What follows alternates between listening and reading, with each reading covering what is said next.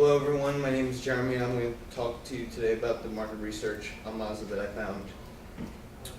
I know we talked a lot about the selling process already in class, but just want to point out that the car business is a very unique industry, especially if you compare it to other retail industries, because you're constantly negotiating. And the key point about selling cars is that you need to develop a relationship with the customer. You build a rapport with them, and that creates the low pressure selling environment that we're looking for. I spoke to the sales manager at my dad's Toyota dealership last year, and he said that you need to first sell yourself, then the dealership why you should buy the car here, and finally the product. This is very similar to the 10-step process we learned in class. And to show how important this customer relationship is, I found this fact that said the #1 reason why people don't buy a car from a specific dealership is because of the way they were treated by the salesman. So basically we need to figure out the best way to implement the iPad into this process to complement it. In terms of what I found about the iPad, it definitely can help the business. It makes the buying and selling process more efficient and streamlined. There's several ways it can help this process out. It's saving time because it's fast, the iPad's always on, it's more reliable in some areas than computers. I found inventory could definitely be improved if you have that on the iPad app, because my dad said his salesmen every day are constantly printing out an inventory list, so that could definitely be more efficient if that's all on the iPad. It's also important to note that you're not going to sell more Mazdas just because your salesmen use iPads, because when people come to buy a car, they're looking to buy the product. So for instance, if you're looking to buy a Toyota, you're not going to change your mind to buy a Mazda just because the salesmen are using iPads.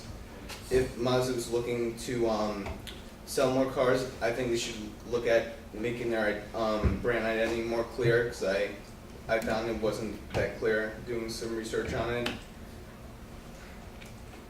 In terms of recommendations I had, wanted to figure out if the iPad app is actually working, so find some facts about the closing rate of salesmen using iPads compared to ones that aren't. Also, think that we should research and explore other areas of the auto industry where the iPad can help in, like the service or parts department, because I think you can definitely help that out a lot.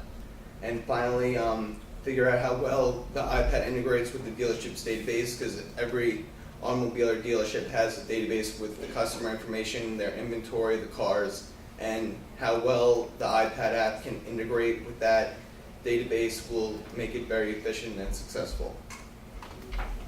Good. So, Jeremy, you had the advantage of talking to your uncle, or the salesperson that works for your uncle's dealership. That was a year ago, right? It was for another. Yeah, it was last November. Because in my negotiating class I took here we had to interview a negotiator. So I interviewed the sales manager at my dad's dealership, and it was very cool. I had to write a whole paper on the sales process. Hey, I'm gonna bring that statement up that he brought up later. Sell yourself. Yes. Sell your business. Yes, absolutely. Sell your product. Right. But we're gonna add a little twist to it. Yeah. But that's right on the money, because if no one likes you, they're not buying. If no one likes your company, they're not buying. So you have to get through those steps in order for someone to buy your product. Absolutely. And it's so simple, but we get caught up in all this theoretical crap that we forget that these simple steps that we have to integrate in human relations. And so I'm going to touch back on that. That was a key thing that he pointed out there. Excellent. Monica, you are next.